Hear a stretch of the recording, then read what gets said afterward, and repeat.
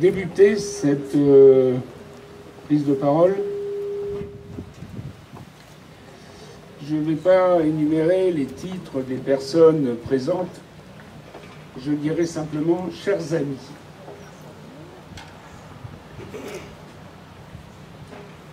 Nous avons voulu faire honneur à deux élus de Creil en débaptisant le Quai d'Aval. Deux élus qui avaient de nombreux points communs,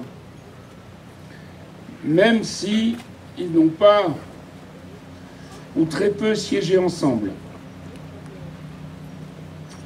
Les points communs, ils ont été tous les deux adjoints au patrimoine, au service technique.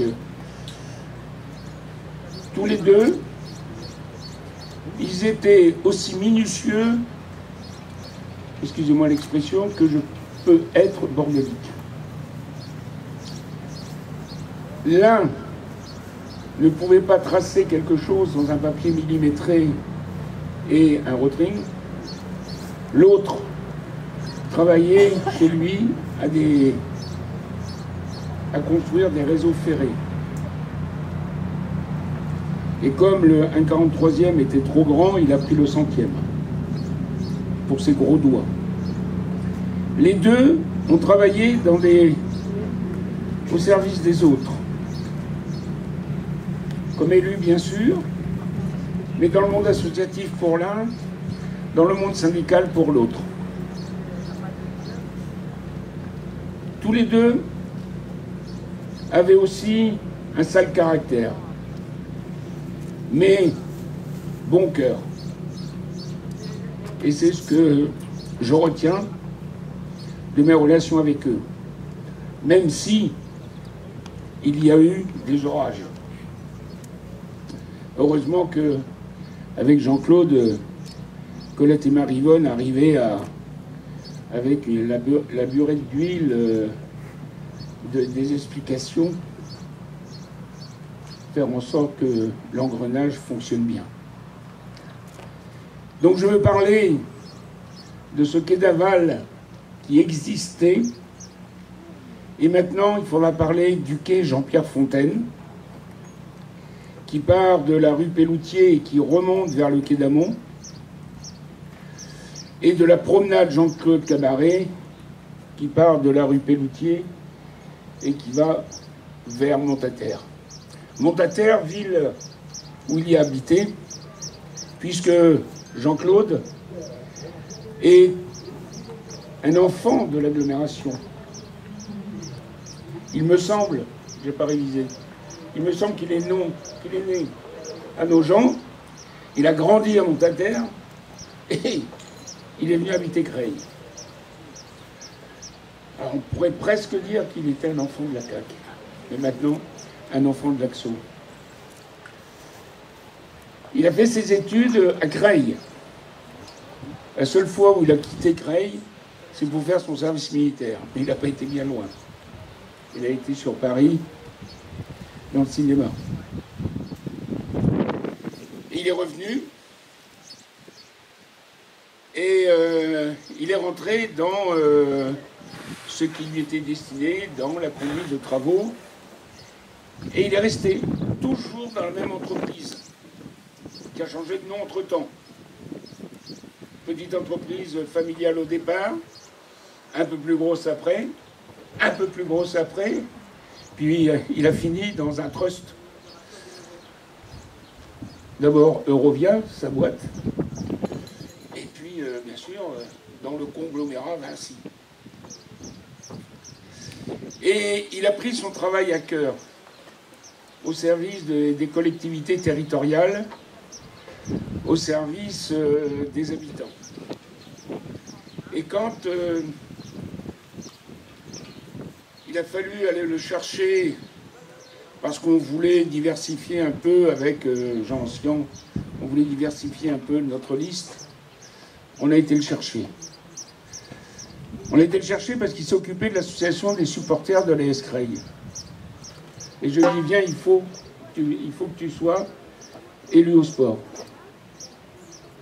Il a réfléchi longtemps, 5 minutes. Et il m'a dit, bon quoi, à la fin du match, il m'a dit, bon, ça y est, j'ai réfléchi, je viens. Et il est parti. Il est parti avec nous. Il y a un autre domaine. Je reviendrai après disons, de ses œuvres. Je parlerai de ses œuvres ici. Il y a un autre domaine qui lui était cher, c'était le jumelage. Il s'est engagé dans le jumelage, d'abord avec la ville de Marle, et puis après dans le comité de jumelage, aux côtés de Nicole Saudré, la présidente. Et c'était un peu l'animateur, par exemple, entre autres, du loto, du jumelage. Jean-Claude a pris à cœur la coopération décentralisée avec Ourossogui et Nabadji au Sénégal. Tellement à cœur qu'il effectuait un déplacement minimum par an pour aller voir les travaux.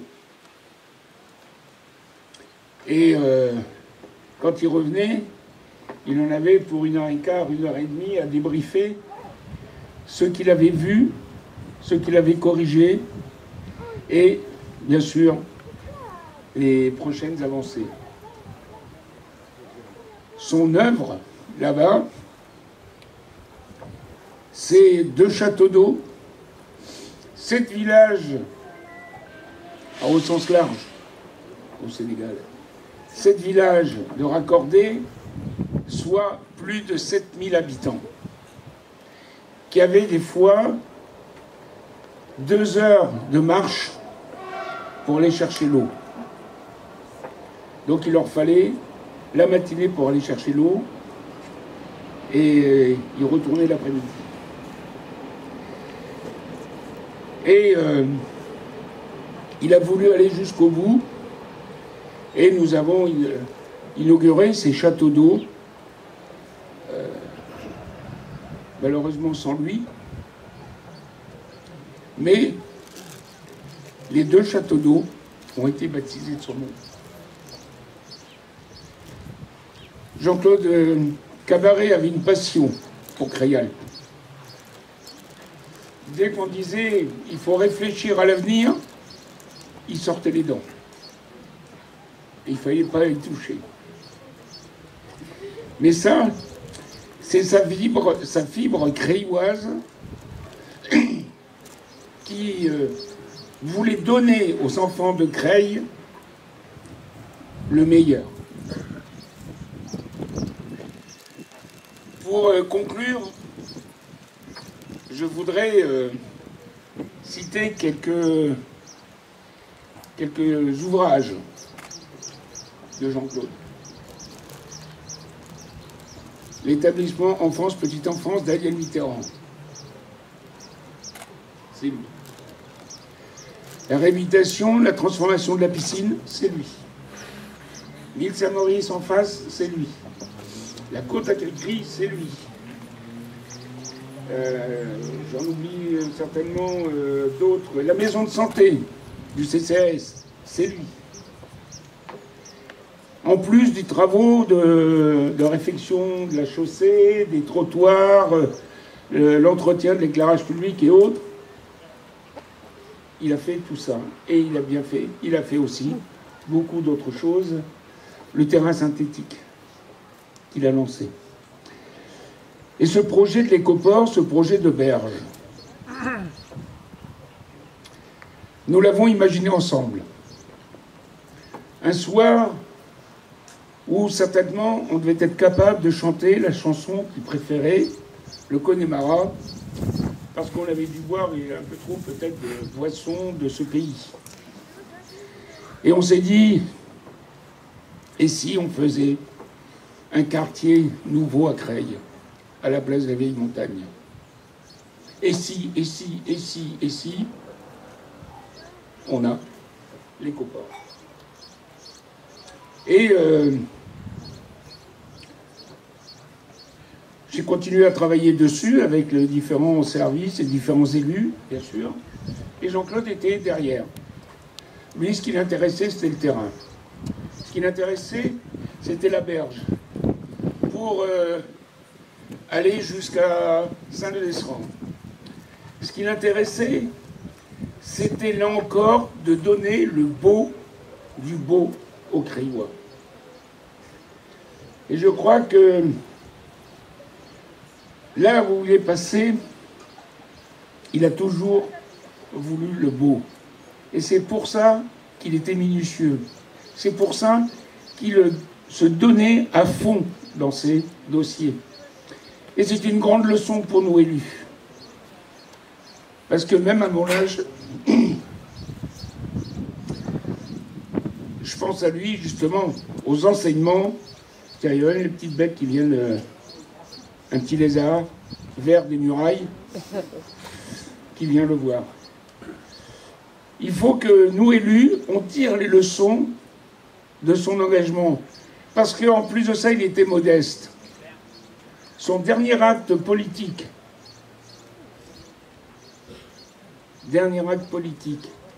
aux dernières municipales, je lui dis, Jean-Claude, est-ce que tu acceptes de ne pas être adjoint? Tu seras vice-président à l'Exo pour les travaux. Mais tu gardes les travaux à Creil, comme conseiller délégué, municipal délégué. Il n'a pas hésité. Il en a discuté, je sais, avec Colette. Mais il n'a pas hésité. Et c'est ça, Jean-Claude. Minutieux, entêté, mauvais caractère, mais modeste. Toujours derrière. Jamais devant pour la photo. Et je crois que nous, élus, actuels et futurs, on doit tirer cette leçon de modestie de la part de Jean-Claude. Voilà, je vais laisser la parole à Frédéric, à Nicolas.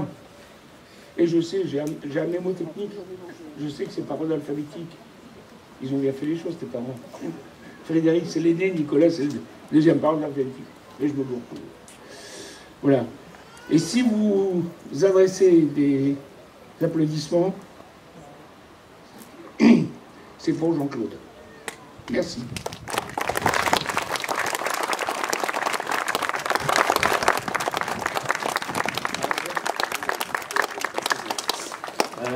En tout cas, je souhaitais remercier